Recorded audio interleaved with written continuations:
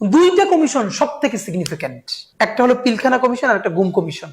সেই ডিজিএফআই এর প্রধান এখন মোদির শেল্টারে আছেন।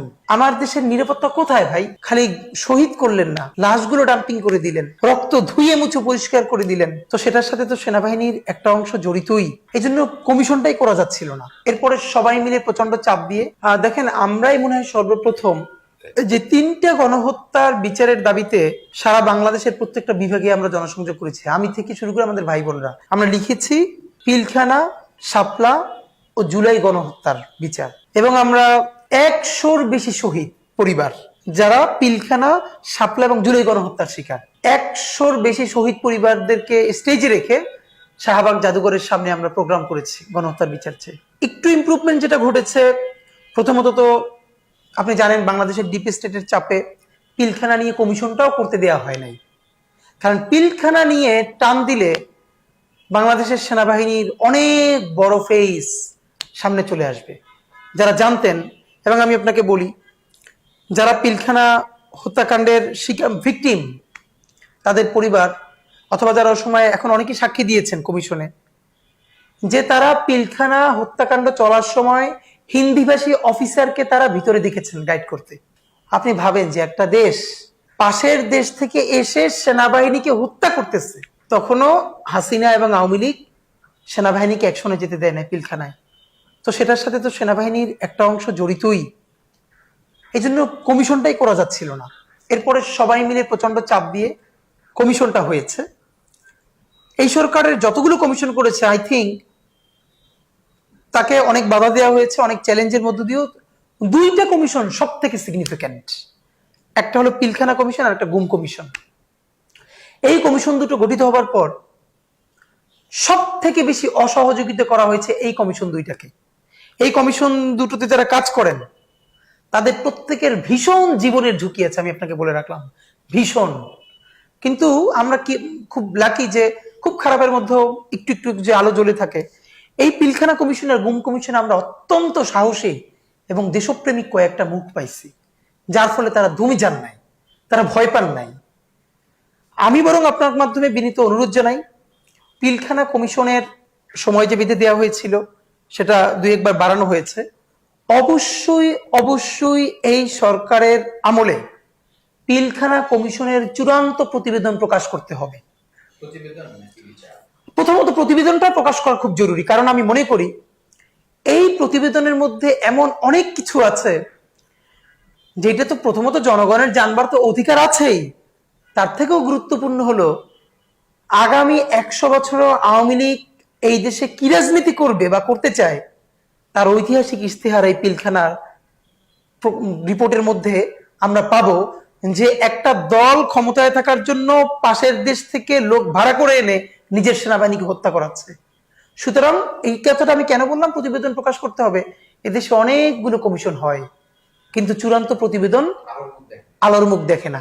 আমরা পিলখানা কমিশনের রিপোর্ট নিয়ে এটা প্রচন্ড ষড়যন্ত্র চলছে। আমরা বলতে চাই যত ঝুঁকি নিয়ে হোক প্রকাশ করতে হবে এবং অবশ্যই অবশ্যই বিচার করতে হবে। দেখেন, দুঃখের কষ্ট হলে পরের কথাটা হলো যে শাপলা, আমরা শাপলা নিয়ে একটা কমিশন করতে পারলাম না। আমরা এমন কোনো পরিসরে নাই, আমরা কথা বলি নাই কেন ভাই? পিলখানা তো স্বাভাবিকভাবে একটু এলিট সোসাইটি, সেখানে অফিসাররা মারা গেলেন, তারা তো অবশ্যই একটা অন্য মানে একটু এলিট জায়গার। কিন্তু এই শাপলায় যে কওমি মাদ্রাসার বাচ্চাগুলো শহীদ হলো, শুধু শহীদ করা হলো না, ঢাকার প্রাণ কেন্দ্রে লাইট বন্ধ করে নির্বিচারে আপনি খালি শহীদ করলেন না, লাশগুলো ডাম্পিং করে দিলেন, রক্ত ধুয়ে মুছে পরিষ্কার করে দিলেন। আমার মনে আছে ওই দিন সকালে 6:30টায় বিবিসি বাংলা ভোরে একটা অনুষ্ঠান করত, কাদির কল্লোল সেখানে গিয়ে লাইভে যুক্ত হচ্ছে। তো বলছে ওখানে কি অবস্থা, এর আগে তো ধুয়ে মুছে সাফ। শুধু এটুকুন আমার মনে আছে, উনি বলছেন একটা যুদ্ধ বিধ্বস্ত দেশে যুদ্ধের পর যে অবস্থা থাকে আমার এখানে সেরকম মনে হচ্ছে। শাপলার দিনে আমি ছিলাম, শাপলা গণহত্যার রাত 9টা-10টা পর্যন্ত আমি ওখানে, সে কথা অনেক জায়গায় বলেছি। আমি ছোট মানুষ কিন্তু শাহবাগেও রাতের পর রাত কাটিয়েছি শাহবাগ দেখবার জন্য, শাপলার রাতেও ছিলাম। এবং আমি আজকে এই কথাটা মনে পড়ে যে আমিও পায়ে প্রচন্ড ব্যথা পেয়েছিলাম, ওই শাহজাহানপুর ইসলামী ব্যাংক হসপিটাল, ওখানে গিয়ে ব্যান্ডেজ করার পরে আমার মা প্রচন্ড অসুস্থ হয়ে যাচ্ছিলেন আমার কারণে, তো বের হতে হবে যে কোনো ভাবে। আমার মানে রামপুরে বাসা থেকে দুলাভাই ফোন করে বলছে রামপুরে এসো না, কারণ মোড়ে মোড়ে আওয়ামী লীগ দাঁড়ায় আছে, যাদেরকে ইনজিউর দেখলে বোঝা যায় দাড়ি টুপি আছে মাথায় অথবা ইনজুরি আছে, তাদেরকে গাড়ি থেকে নামিয়ে সিএনজি থেকে নামিয়ে ইচ্ছা মতো পিটাচ্ছে।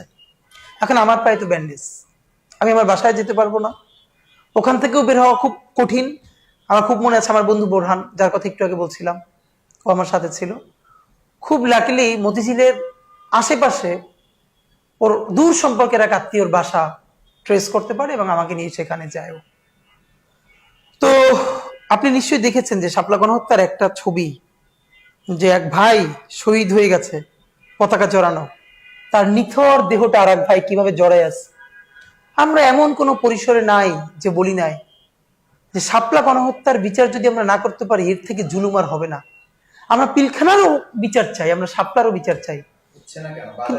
এখন দেখেন প্রফেসর ইউনূস সাহেব একবার কিন্তু বলেছিলেন যে জাতিসংঘকে, যে আপনারা শাপলা গণহত্যার একটা তদন্ত করেন এখানে, কিন্তু এরপরে এটা আগালো না। আমরা হাজারবার বলেছি, এখনো বলি, এই সরকারের দায় নেওয়ার দরকার নাই, সে জাতিসংঘকেই ইনভলভ করুক যে গণহত্যাটা সম্বন্ধে প্রথমত একটা চূড়ান্ত প্রতিবেদন জাতিসংঘ দিক।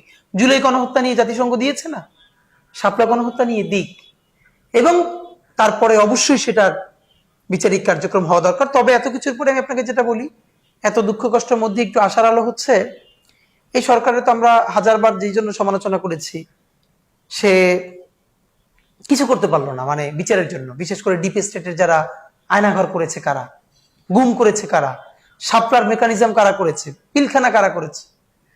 তো গতকালকে ঐতিহাসিক একটা ঘটনা বাংলাদেশে ঘটলো, আমরা জানি না এটা কতটা আলোর মুখ দেখবে, তবুও এই সরকারের জন্য অত্যন্ত risky move and big move. সেটা হলো ডিজিএফআই এর 5 জন প্রধান সহ সম্ভবত 28 জন সামরিক অফিসার যারা গুম খুন এবং বিভিন্ন হত্যাকাণ্ডের সাথে জড়িত, তাদের বিরুদ্ধে মামলা দায়ের করা হয়েছে। এবং চিফ প্রসিকিউটর বলেছেন যারা এখন সার্ভিসে আছেন তারা আর সার্ভিসে থাকতে পারবেন না। এবং সম্ভবত তাদেরকে বাঁচানোর জন্যই গত 1 বছর ধরে অনেক কিছু করা হয়েছে, কিন্তু যেহেতু তাদের বিরুদ্ধে মামলাটা হলো, আমি মনে করি এটা একটা বিরাট মুভ। আমরা যদি এইটাকে এবার আদালতে বিচার করে ফেলতে পারি, আমার মনে হয় এটা আমাদের বিরাট একটা অর্জন হবে। এখন এই বিচারকে বাধাগ্রস্ত করার জন্য বাংলাদেশের সামনে ভয়াবহ অবস্থা চলে আসতে পারে চতুর্দিক থেকে। দেখেন বাংলাদেশের নিরাপত্তা কতটা হুমকির মুখে। ডিজিএফআই এর সাবেক প্রধান আকবর সাহেব, তিনি এখন মোদির কাছে আছেন, মানে মোদির শেল্টার ইন্ডিয়ায় আছেন। তাহলে এবার বলেন, এই দেশের মানে সমস্ত গোয়েন্দা তথ্য তো থাকে কার কাছে? ডিজিএফআই এর কাছে।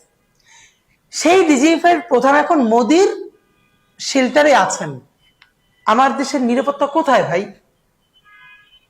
মানে এটা কেউ চিন্তা করে দেখতেছে?